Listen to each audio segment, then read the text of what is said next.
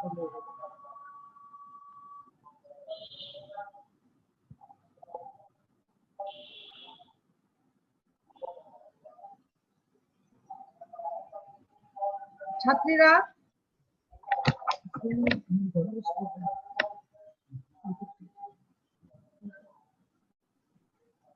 বাড়িয়ারা ছাত্রীদের বলছি আমার অনলাইন ক্লাসে আমি তোমাদের স্বাগত জানাচ্ছি।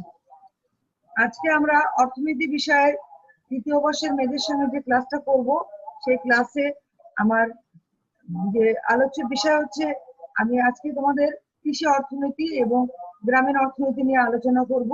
তো আজকে তোমাদের জন্য যে বিষয়টা আছে সেই বিষয়টা তোমরা সবাই বই খুলে তোমরা তোমাদের পড়া দেখো। আমি একটু সপ্তম অধ্যায়ে আলোচনায় যাচ্ছি। তো আমি আমার আলোচনা শুরু করছি। তো আমি LM Akhtar Banu, assistant professor, head of the department, Dhaka women college, department of economics. তো তোমাদের সাথে আমি আজকে আমাদের অর্থনৈতিক যে আলোচনা, তোমাদের যে পেপারটা আলোচনা করব সেটা হচ্ছে এগ্রিকালচার অ্যান্ড রুরাল ইকোনমিক্স। আমাদের কোর্স কোড হচ্ছে 232215। এই কোর্সের আমরা আলোচনা করব। তো আমি তোমাদের সাথে যে কোর্সটা আলোচনা করব সেটা হচ্ছে অধ্যায় 7 থেকে ভূমি সংস্কার নিয়ে আলোচনা করব, ল্যান্ড রিফর্ম, অর্থাৎ ভূমি সংস্কার নিয়ে আমরা কথা বলবো। আমরা সংস্কার বলতে যে জিনিসটা বুঝি সেটা হচ্ছে যে একটা জিনিস চলমান আছে, প্রচলিত আছে, তার মধ্যে যে ভুল ত্রুটিগুলো আছে এগুলো যদি প্রয়োজনীয় যদি পরিবর্তন করা যায় তাহলে, এবং যদি প্রয়োজনীয় কিছু ওখানে সংশোধন আনা যায় তাহলে দেখা যায় যে সেই জিনিসটার ভুল ত্রুটিগুলো দূর হয়ে যায় এবং সেটা অনেক উপযোগী হয়, যেখানে যেটা প্রয়োজন সেটা অনেক উপযোগী হয়। তো এই ক্ষেত্রে ভূমি সংস্কার হচ্ছে ভূমিতে বিদ্যমান যে মালিকানা এবং ভূমির যে বিদ্যমান যে মালিকানাটা আছে সেখানে এর মালিকানা এবং ব্যবহারের ক্ষেত্রে বিদ্যমান যে ত্রুটি বিচ্যুতি গুলো আছে এই ত্রুটি বিচ্যুতি গুলো দূর করে, এই ত্রুটি বিচ্যুতি গুলো দূর করে অর্থাৎ যেটা বিদ্যমান আছে তার আলোকে কিছু পরিবর্তন আনা যেটা উপযোগী হবে এবং যেটা আমাদের গ্রামীণ যে চাষিরা আছে তাদের জন্য খুবই প্রয়োজনীয় যে কিছু পরিবর্তন আনা, সেটাকে বলছি আমরা ভূমি সংস্কার।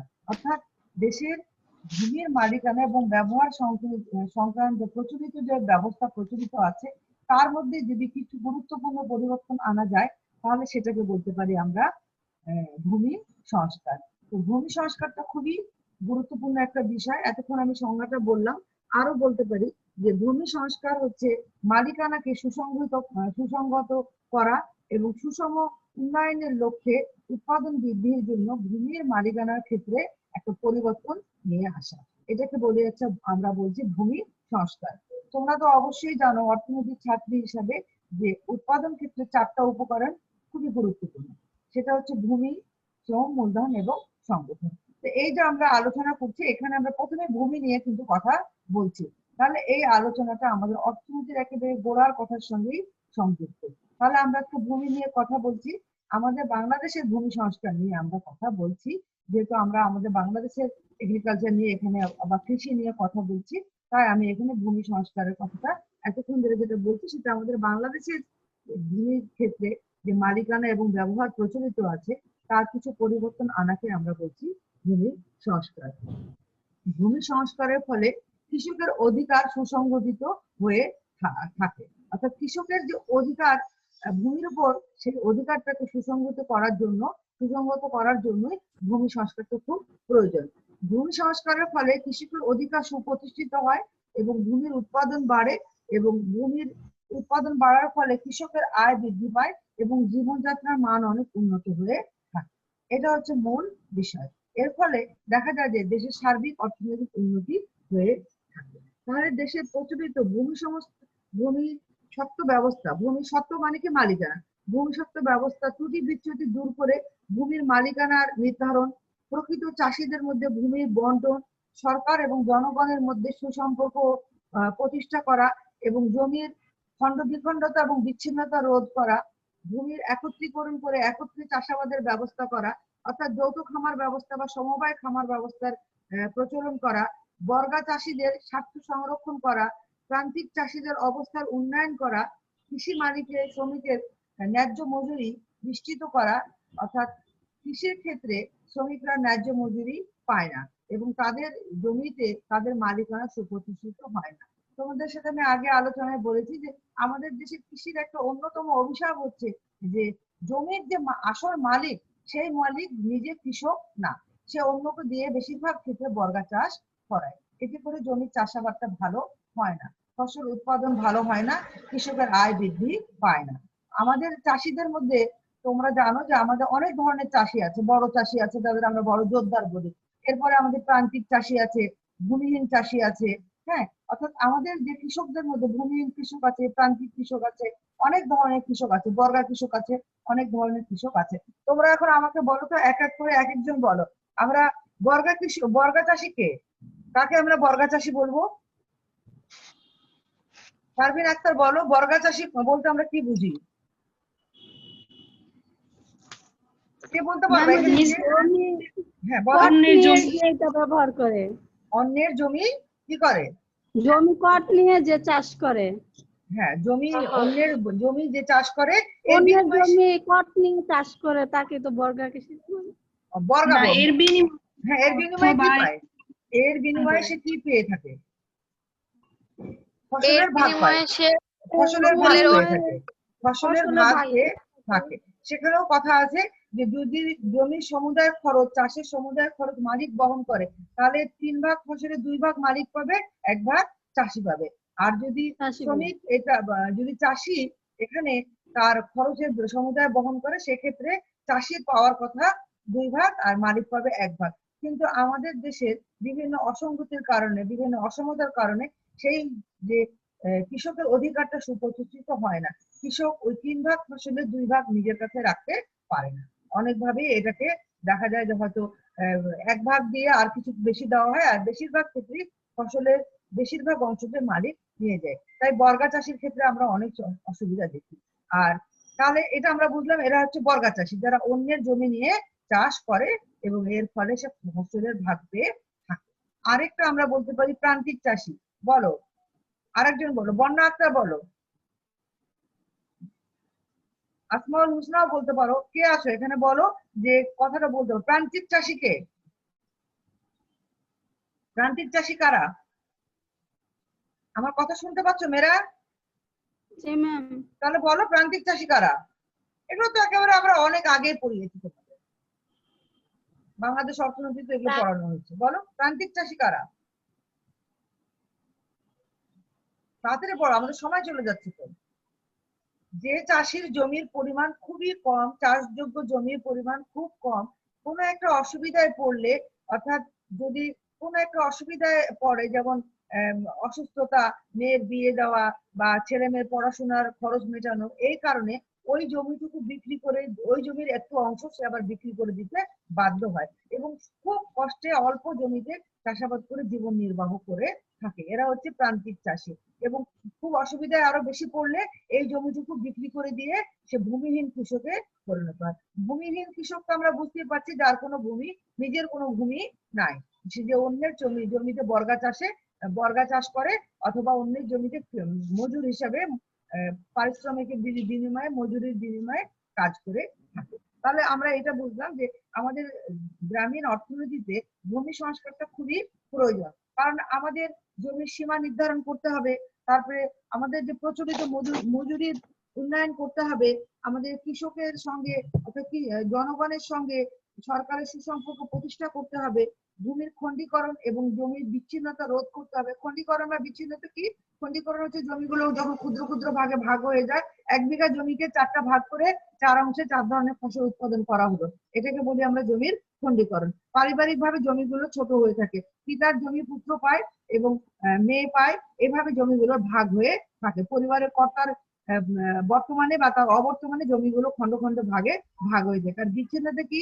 অনেক সময় দেখা যায় যে কৃষকের একখানে একটু জমি আছে আর আরো একটু দূরে তার আরো জমি আছে, এইভাবে তার জমির দূরত্বটা অনেক বেশি যদি হয়, তো কৃষকের পক্ষে একটা জমি চাষাবাদ দেখাশোনা করে আরেকটা জমিতে মনোযোগ দেওয়ার ক্ষেত্রে তার একটু অসুবিধা দেখা যায়, এটাকে বলি আমরা বিচ্ছিন্ন।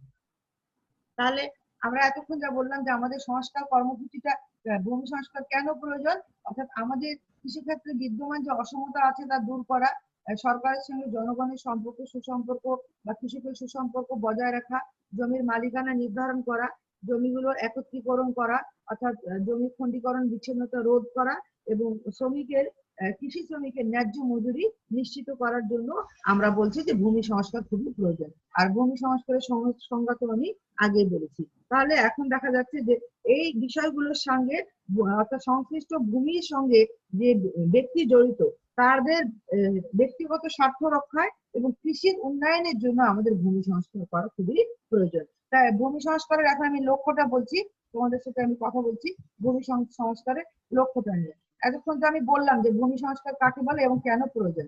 তো এখন প্রথমত লক্ষ্য এবং উদ্দেশ্য হচ্ছে ভূমির মালিকানার পরিবর্তন।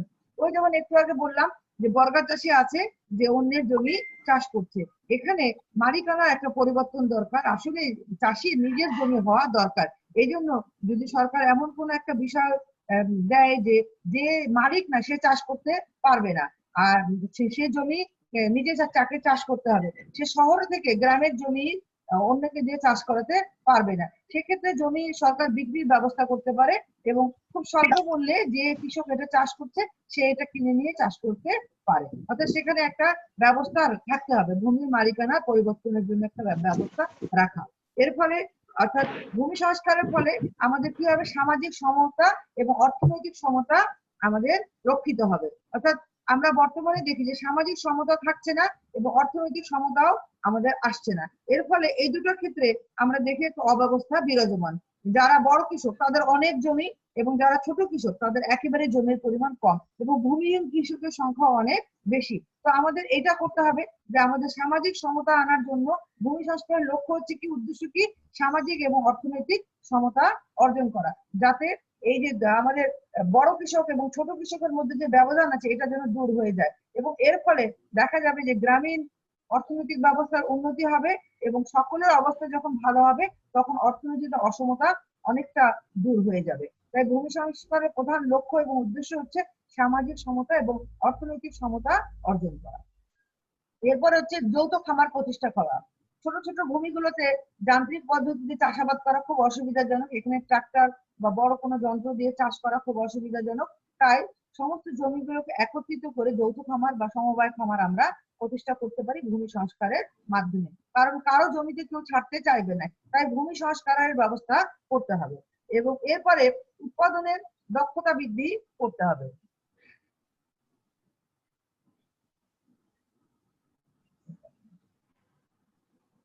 মেয়েরা তোমরা অনেক দেরি করে অনেকে আসছো, আমি এটা অনেকবার নিষেধ করেছি যে দেরি করে ক্লাসে ঢুকবে না। আর তোমাদেরকে আগে লিঙ্ক পাঠিয়েছি, রেডি হয়ে আসতে বলেছি, সবাই রেডি হবে। হ্যাঁ, এই জন্যই তোমাদের আজকে তোমাদের মিসের সাথে, রোজি মিসের সাথে একটা মিটিং আছে, সেই মিটিং এ সবাই অংশ নেবে। বুঝতে পেরেছো? উনি তোমাদেরকে এই ভদ্রতা সভ্যতা গুলো শেখানোর জন্য আমি ওনাকে একটা কাউন্সিলিং দিতে বলেছি। বুঝতে পেরেছো? তোমরা সবাই সেখানে আজকে অংশ নেবে।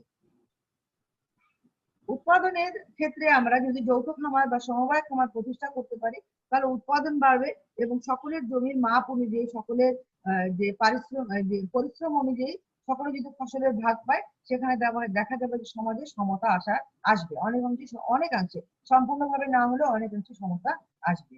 আমাদের উৎপাদনের ক্ষেত্রে যে দক্ষতা আছে সেই দক্ষতার পরিমাণ খুব কম, দক্ষতা বৃদ্ধির জন্য আমাদের ভূমি সংস্কার করতে হবে। যেমন বর্গা চাষিরা কখনই তার নিজের জমি নয় বলে কখনই খুব মনোযোগ দিয়ে চাষাবাদ করে না, কারণ সে জানে যে ফসল ভালো হলে সে ভালো করে ফসলের ভাগ পাবে না, এক্ষেত্রে মালিক জোর করে তার কাছ থেকে ফসল নিয়ে যাবে, তাই তার মনোযোগটা এখানে কম থাকে। অর্থাৎ অন্যের যে জমি বলে সে চাষাবাদে অত মনোযোগী হতে পারে না, তার পুরোপুরি দক্ষতাকে সে কাজে লাগাতে পারে না। তো আমাদের ভূমি সংস্কার যদি হয় তাহলে উৎপাদনের দক্ষতা বৃদ্ধি পাবে, এর ফলে বেকার সমস্যা অনেকাংশে দূর হয়ে যাবে, নিবিড় চাষাবাদের ব্যবস্থা করা যাবে। কারণ যদি আমাদের নিবিড় চাষাবাদটা কিরকম, একই জমিতে বছরে 2 বার 3 বার ফসলের ব্যবস্থা করা। তো আমরা যদি নিবিড় চাষাবাদে আমরা ভূমি সংস্কার করতে পারি তাহলে নিবিড় চাষাবাদের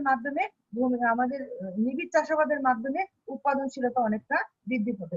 গ্রামীণ সমাজে বেকার সমস্যা দূর করার জন্য এটা একটা গুরুত্বপূর্ণ ভূমিকা অবলম্বন করতে পারে। কারণ কৃষিক্ষেত্রে প্রচুর বেকার এবং উদ্বৃত্ত শ্রমিক আছে।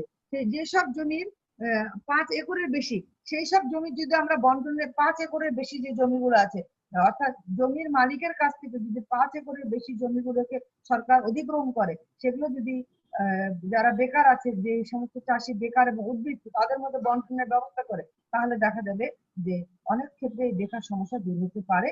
এবং যদি চাষিকে শিক্ষা দেওয়া যায় অর্থাৎ প্রশিক্ষণ দেওয়া যায় জৈবিক চাষাবাদের ব্যাপারে, তাহলে আমাদের উৎপাদনশীলতা অনেকটা বৃদ্ধি পাবে। আর সরকারের যে খাস জমিগুলো আছে, এই জমিগুলো যদি ভূমিহীনদের মধ্যে বিতরণ করা যায়, সরকার যদি ভূমি সংস্কারের অধীনে খাস জমি, সরকারের খাস জমিগুলোকে যদি ভূমিহীনদের মধ্যে বন্টনের ব্যবস্থা করে, তাহলে উৎপাদন ক্ষেত্রে একটা একটা যুগ যুগ উপযোগী পরিবর্তন আসতে পারে। আর আমাদের যে সামাজিক বিপ্লব প্রতিরোধ করার জন্য দেখা যায় যে বাংলাদেশে 40% কৃষক হচ্ছে ভূমিহীন। তাই ভূমির মালিকানা এবং সমাজে যে শান্তি প্রতিষ্ঠার জন্য, অর্থাৎ সমাজের যে বিপ্লবের কথা আমরা বলছি, এই বিপ্লবটাকে প্রতিরোধ করে শান্তি প্রতিষ্ঠা করার জন্য দেখা যায় যে যদি আমরা ভূমি সংস্কার করতে পারি, যদি সরকার ভূমি সংস্কারে মনোযোগী হয়, তাহলে সমাজের বিপ্লব প্রতিরোধ করে সমাজে শান্তি এবং শৃঙ্খলা প্রতিষ্ঠা করা যাবে এবং এক্ষেত্রে গ্রামীণ শান্তি প্রতিষ্ঠিত হবে। এই হচ্ছে আমার তোমাদের ভূমি সংস্কারের লক্ষ্য উদ্দেশ্য বললাম। এখন এর প্রয়োজনীয়তা, কেন আমরা ভূমি সংস্কার করব, এটা আমাদের কৃষির ক্ষেত্রে কি লাভ হতে পারে, কৃষকের কি লাভ হতে পারে। ভূমির সুষম বন্টন হবে। ভূমি সংস্কারের ফলে যার অতিরিক্ত জমি আছে, তার জমি সরকার বিভিন্ন ভাবে যদি গ্রহণ করতে পারে, সেটা তার কাছ থেকে জোর করে না, বিভিন্ন উপায়ে অর্থাৎ নিয়ম নীতির মাধ্যমে, পদ্ধতির মাধ্যমে যদি গ্রহণ করতে পারে এবং এই জমিগুলো যদি চাষিদের মধ্যে বন্টন করতে পারে, তাহলে ভূমির সুষম বন্টন হবে এবং সকলের জমি থাকবে, সকলে চাষাবাদে মনোযোগী হবে। এতে করে জমির খণ্ড বিখণ্ডতা রোধ হবে। জমির খণ্ড বিখণ্ডতার ফলে উৎপাদন বৃদ্ধি পায় না। জমিগুলো ছোট বলে এখানে কোনো যান্ত্রিক পদ্ধতি অবলম্বন করা যায় না, সেচ ভালো করে দেওয়া যায় না। তো এক্ষেত্রে ভূমি সংস্কারের মাধ্যমে জমির খণ্ড বিখণ্ডতা রোধ করা যাবে। একটা পরিবারের মধ্যেই যদি নিয়ম করা হয়, যদি সংস্কার পদ্ধতির মাধ্যমে জমিগুলোকে, একটা পরিবারের জমি কখনোই খণ্ড বিখণ্ড করা যাবে না। কর্তার বা পিতার জমি তার মৃত্যুর পরে খণ্ড বিখণ্ড হবে না, ছেলেমেয়েরা একত্রে চাষ করবে, এমন যদি একটা আইন করা যায় এবং ফসলের ভাগ সবাই পাবে, সবাই তার প্রয়োজন মতো পরিশ্রম দেবে, প্রয়োজন মতো অর্থ বিনিয়োগ করবে, এটা যদি করা যায়, তাহলে জমির খণ্ড বিখণ্ডতা রোধ করা যাবে। এবং চাষিকে যদি প্রশিক্ষণ দেওয়া যায় নিবিড় চাষের জন্য, তাহলেও সে আগ্রহী হবে জমিগুলোকে খণ্ড বিখণ্ড না করে একই জমিতে বারবার বিভিন্ন ধরনের ফসল চাষ করে। খাস জমিগুলো বন্টনের ব্যবস্থা করা যাবে এর মাধ্যমে। সরকারের যে খাস জমি আছে, এগুলো ভূমিহীন কৃষক বা প্রান্তিক কৃষকদের মধ্যে বন্টন করা যাবে। সমবায় খামার ব্যবস্থা প্রবর্তন করা যাবে, অর্থাৎ যৌথ খামার বা সমবায় খামার, যেটা আমি একটু আগে বলেছি তোমাদের, সেটা প্রবর্তন করা যাবে। সরকার যদি কৃষি থেকে অকৃষকদের উৎপাদ দূর করতে চায়, তাহলে অকৃষকদের উৎখাত করতে হবে, অর্থাৎ জমি যার সে চাষ করবে, অর্থাৎ যাদের জমি, যারা নিজেরা চাষ করছে না, যারা অন্যকে দিয়ে চাষ করাচ্ছে এবং ফসলের ভাগ নিচ্ছে, তাদেরকে উৎখাত করার জন্য ভূমি সংস্কার করা খুবই প্রয়োজন। আসলে এখানে একটা বিষয় আছে, একসময় একটা স্লোগান ছিল, লাঙ্গল যার জমি তার। ওই স্লোগানটাই আবার সুপ্রতিষ্ঠিত করতে হবে। রাজনৈতিক ভাবে যদি আমরা অসমতা দূর করতে যাই, তাহলে ওই স্লোগানটাই খুব দরকার, যে লাঙ্গল যার আর বা পরিশ্রম যার জমি তার। ঘরে বসে থেকে জমির মালিক হয়ে যেন কেউ কৃষির ক্ষেত্রে তার যে অসুবিধা ঘটাতে না পারে, সেটার জন্য কৃষি থেকে অকৃষকদের যে উৎখাত করতে হবে বা তাদের কে ওইখান থেকে তাদের জমিগুলোকে গ্রহণ করে কৃষকদের মধ্যে ভালোভাবে বন্টনের ব্যবস্থা করতে হবে। কৃষি শ্রমিকরা ন্যায্য মজুরি পায় না, তাদের ন্যায্য মজুরি প্রদানের ব্যবস্থা করতে হবে। এই জন্যই ভূমি সংস্কার আরো প্রয়োজন। জমির সর্বোচ্চ সীমা নির্ধারণ করতে হবে।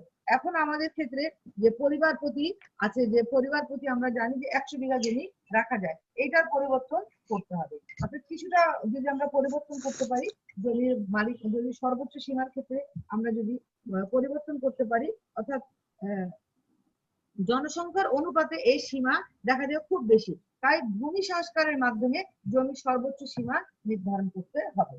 প্রান্তিক কৃষক যারা খুব ক্ষুদ্র চাষী, যাদের জমির পরিমাণ খুব কম, একটু সমস্যা হলে তারা মহাজনের কাছ থেকে ঋণ নেয় এবং পরবর্তীতে তার জমি সে হারিয়ে ফেলে, এই সমস্যাগুলো দূর করতে হবে। এবং প্রান্তিক কৃষকদের আরেকটা সমস্যা হচ্ছে নদী ভাঙনে তারা তাদের জমিগুলোকে হারিয়ে একেবারে ক্ষুদ্র কৃষকে পরিণত হয় বা ভূমিহীন কৃষকে পরিণত হয়। তাই ভূমি সংস্কারের মাধ্যমে আমাদের এই ব্যবস্থাগুলো করতে হবে। এবং যখন নদীতে চর আসবে, তখন অবশ্যই ভূমিহীন কৃষক এবং প্রান্তিক কৃষকদের আগে সেখানে জমির অধিকার প্রদানের ব্যবস্থা করতে হবে। ভূমিহীন কৃষকদের পুনর্বাসনের ব্যবস্থা করতে হবে। ভূমি নাই বলে কৃষক দেখা যায় যে শহরে এসে ভিড় করে, এবং একসময় কৃষক ছিল শহরে এসে দেখা যায় যে যে কোনো একটা কাজ নিয়ে নেয় এবং সে তার কাজে করতে আনন্দ খুঁজে পায় না এবং সে কাজটাও ভালো হয় না। এই জন্য কৃষকদের, যারা ভূমিহীন কৃষক, সরকারের তরফ থেকে তাদের পুনর্বাসনের ব্যবস্থা করতে হবে। বর্গা চাষীদের স্বার্থ রক্ষা করতে হবে, অর্থাৎ ফসল ফলানোর পরে সেই ফসলের জন্য সে ন্যায্য ভাগ পেতে পারে, তার জন্য তাদের স্বার্থ রক্ষার ব্যবস্থা করার জন্য ভূমি সংস্কার খুবই প্রয়োজন। এবং ভূমির মালিক যদি জমি কখনো বেচে, তাহলে আগে যেন সবচাইতে আগে এখানে অধিকার হচ্ছে বর্গা চাষী। সে 100 টাকা দিয়ে হোক বা কিস্তি করে হোক বা সরকারের কাছ থেকে ঋণ নিয়ে হোক, যেভাবে হোক এখানে বর্গা চাষীদের স্বার্থ রক্ষার ব্যবস্থা খুবই জরুরি। তাই ভূমি সংস্কারটা খুব জরুরি। কৃষির উৎপাদন বৃদ্ধির জন্য, কর্মসংস্থান বৃদ্ধির জন্য, পল্লী উন্নয়নের জন্য, সামাজিক বৈষম্য দূর করে আমাদের সমাজে একটা সুষমতা যেন প্রতিষ্ঠিত হয়, সমাজে যেন সবার অধিকার থাকে, এগুলোর জন্য আমাদের ভূমি সংস্কার করা খুবই দরকার। অর্থাৎ যদি কৃষির উন্নতি হয় তাহলে কিন্তু পল্লীর উন্নয়ন হবে এবং কর্মসংস্থান বাড়বে, উৎপাদন বাড়বে। আমাদের তো সমাজের মূল সমস্যা হচ্ছে উৎপাদনের পরিমাণ অনেক কম। উৎপাদন বৃদ্ধির জন্য, কর্মসংস্থান বৃদ্ধির জন্য এবং পল্লী উন্নয়নের জন্য এটা খুবই প্রয়োজন, অর্থাৎ ভূমি সংস্কার করা খুব প্রয়োজন। সামাজিক বৈষম্য দূর করে, রাজনৈতিক অসমতা দূর করে সমাজে কৃষকের অধিকার প্রতিষ্ঠার জন্য ভূমি সংস্কার করা খুবই প্রয়োজন। ক্রয় বিক্রয় সহজীকরণ করার জন্য এটা খুবই প্রয়োজন। দেখা যায় যে অনেক সময় আমরা দেখি যে কৃষকরা তাদের প্রয়োজনীয় পণ্য ক্রয় বিক্রয়ের জন্য বড় হাটে যেতে পারে না, এবং দেখা যায় যে তারা তাদের যে প্রয়োজনীয় ফসল যেটা তারা উৎপাদন করে, তার জীবন ধারণের জন্য যেটা উৎপাদন করে সেটা সে খুব দ্রুত খেয়ে ফেলে গুদামের অভাবে, এবং দেখা যায় যে তার ফসল অনেকটা নষ্ট হয়ে যায়। এই যে বিষয়গুলো, এই ব্যাপারে চাষিকে প্রশিক্ষণ দিতে হবে, তাকে বোঝাতে হবে, এবং তার যে অসুবিধাগুলো আছে ক্রয় বিক্রয়ের ক্ষেত্রে, এগুলো অনেক সহজ করার ব্যবস্থা করতে হবে। কৃষক যেন তার ফসল ন্যায্য মূল্যে বিক্রি করতে পারে, তার জন্য ভূমি সংস্কার করা খুব প্রয়োজন। এবং কৃষি খাতে বিনিয়োগ বৃদ্ধি করতে হবে। কৃষি হচ্ছে অর্থনীতির প্রাণ। যদি কৃষিতে বিনিয়োগ বৃদ্ধি না হয়, যদি অন্যান্য ক্ষেত্রে বিনিয়োগ বৃদ্ধি হয়ে কৃষির বিনিয়োগ কম হয়, তাহলে কিন্তু দেশের প্রয়োজনীয় উন্নয়ন হবে না। যদি কৃষির অবস্থা ভালো হয়, কৃষকের অবস্থা ভালো হবে। কৃষকের অবস্থা ভালো হয়, দেশের সার্বিক অবস্থা ভালো হবে। সরকার প্রয়োজনীয় রাজস্ব পেতে পারে, এবং সরকার এ ব্যাপারে যদি প্রয়োজনীয় পদক্ষেপ নেয় এবং কৃষিখাতে যদি প্রয়োজনীয় বিনিয়োগের ব্যবস্থা করে, তাহলে আমরা দেখব যে কৃষিখাতে অর্থনৈতিক উন্নয়ন আমরা অবশ্যই আশা করতে পারি, এবং সেখানে দেখা যাবে যে কৃষকের অবস্থা অনেক ভালো হবে। এই কারণে বাংলাদেশের ভূমি সংস্কার খুবই প্রয়োজন। অর্থাৎ ভূমির মালিকানা এবং ভূমির মালিক ব্যবহারের ক্ষেত্রে যে অসঙ্গতিগুলো আছে, যে অসুবিধাগুলো আছে, এগুলোকে দূর করা খুবই দরকার। অর্থাৎ ভূমি সংস্কার করা খুব প্রয়োজন।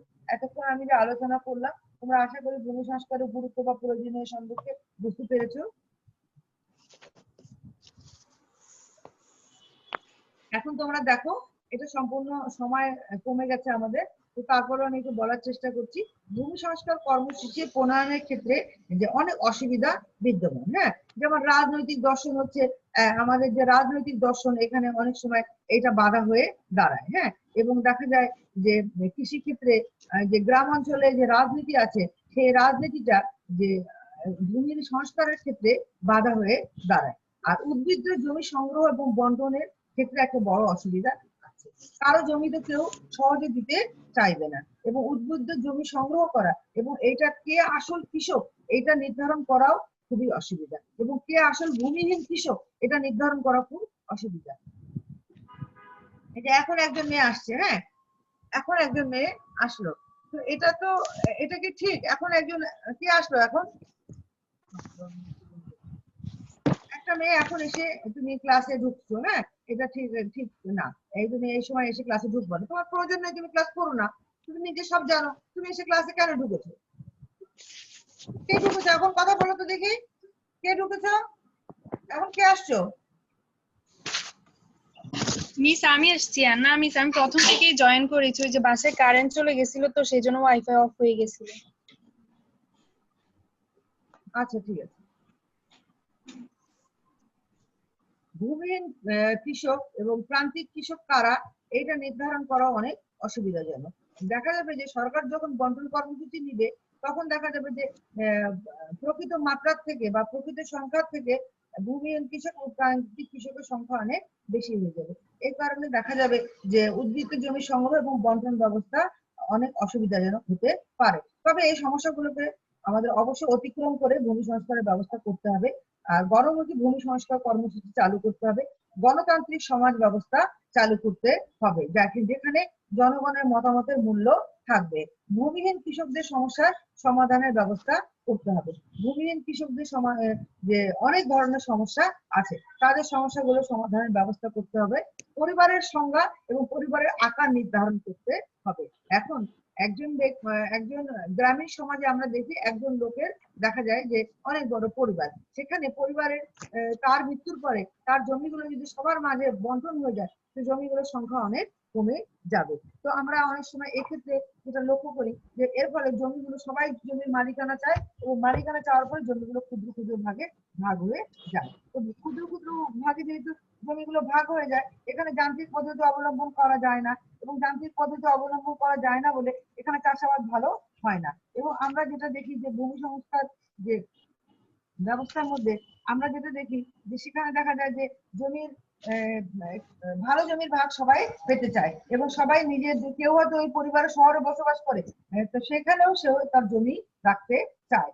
এর ফলে তার জমি হয়তো সে আবার সেই বর্গা চাষের মাধ্যমে চাষাবাদ করতে চায়। এই জন্য পরিবারের সংজ্ঞা এবং পরিবারের সবাই কতটুকু জমি রাখতে পারবে এটার একটা আকার নির্ধারণ করতে হবে। জমির গুণাগুণ বিবেচনা করতে হবে, যে জমিতে ফসল ভালো হয় অবশ্যই সেটা উৎকৃষ্ট জমি, সেই জমি, এবং যেটাতে ফসল ভালো হয় না সেটা হচ্ছে নিকৃষ্ট জমি। তখন সরকার যখন সংস্কার করতে চাইবে, সবাই দেখা যাবে যে উৎকৃষ্ট জমিগুলো গ্রহণ করতে চাইবে, কেউ নিকৃষ্ট জমি গ্রহণ করতে চাইবে না যেখানে ফসল ভালো হয় না। তো এগুলোর ব্যাপারে একটা সিদ্ধান্ত নিতে হবে যে এই জমিগুলো কিভাবে বন্টন করা হবে। আর আইনগত জটিলতা তো অবশ্যই আছে, সরকার চাইলেও কারো জমি কারো কাছ থেকে নিতে পারবে না। এখানে আইনগত জটিলতা দূর করে যেন একটা যুগ উপযোগী ভূমি সংস্কার কর্মসূচি বাস্তবায়ন করা যায় তার ব্যবস্থা করতে হবে। আর আমাদের গ্রামীণ সমাজে আমরা সব সময় দেখি একটা সুবিধাভোগী শ্রেণী থাকে, তার অস্তিত্ব আছে, যেমন দালাল শ্রেণীর অস্তিত্ব আছে। তারা অনেক সময় দেখা যায় এই ভূমি সংস্কার কর্মসূচিতে অনেকে ভুয়া জমির মালিক সাজিয়ে নিয়ে আসে, এবং তারা দেখা যায় যে অনেক সময় দেন দরবার করে যার জমি আছে তাকেই আবার জমি দানের ব্যবস্থা করে, আর যার জমি নেই তার কোনো সেই একই অবস্থায় সে থেকে যায়। অর্থাৎ তার যে অসুবিধা, সে অসুবিধা দূর করার কোনো ব্যবস্থাই হয় না। যেমন ভূমিহীন এবং প্রান্তিক কৃষকরা অনেক সময় এই সুবিধাভোগী শ্রেণীর কারণে অসুবিধার মধ্যে পড়ে থাকে। এক শ্রেণীর সরকারি কর্মকর্তাদের এই ভূমি সংস্কারের ব্যাপারে অনীহা আছে। তারা বলে যে না, এই ভূমি সংস্কারটা একটা বিশাল ব্যাপার, এখানে কার জমি কাকে নিয়ে দেওয়া হবে, এখানে প্রতিনিয়ত জমি ভাঙন হচ্ছে, প্রতিনিয়ত চর আসছে, এখানে এক শ্রেণীর সরকারি কর্মকর্তার অনীহা আছে। তারপরেও আমরা বলবো যে ভূমি সংস্কার কর্মসূচি আমাদের অর্থনৈতিক উন্নয়নের জন্য খুবই প্রয়োজন। গ্রামীণ সমাজের বিদ্যমান সমস্যাগুলো দূর করার জন্য ভূমি সংস্কার কর্মসূচি খুব প্রয়োজন। তাই সরকার অবশ্যই এ ব্যাপারে এগিয়ে আসতে হবে এবং প্রয়োজনীয় ভূমি সংস্কার কর্মসূচি বাস্তবায়নের ব্যবস্থা গ্রহণ করতে হবে। তো আমি তোমাদের যেটা আলোচনা করলাম হয়তো খুব সহজ মনে হচ্ছে, কিন্তু পয়েন্ট দিয়ে পড়তে হবে সুন্দর করে। প্রথমে সংজ্ঞা দিবে, এরপরে আলোচনা করবে। তোমরা সালের প্রশ্নগুলো দেখে ওখান থেকে আমি মূল বিষয় পড়িয়ে দিয়েছি, তোমরা মূল বিষয়গুলো দেখে আবার আগে পড়বে, তারপরে কোশ্চেন রেডি করবে। যখন পরীক্ষা হবে তখন কিন্তু এখান থেকে অবশ্যই প্রশ্ন থাকবে। যেমন তোমরা 18 সালের কোশ্চেন দেখবা, মানে 5 বছরের কোশ্চেন তোমরা দেখলেই বুঝবা যে কি ধরনের কোশ্চেন আসতে পারে। হ্যাঁ, কি হয় আমরা তো সেটা বলতে পারি না কেমন আসবে কোশ্চেন। তোমরা কোশ্চেনের পদ্ধতি দেখবা, কোশ্চেনের প্যাটার্নটা দেখবা যে কি ধরনের কোশ্চেন এখান থেকে আসতে পারে, সেই অনুযায়ী তোমরা রেডি হবে। তো সবাই ভালো থেকো। আজকের ক্লাস আমি এখানেই শেষ করছি। তোমাদের রোলগুলো আমাকে পাঠিয়ে দাও।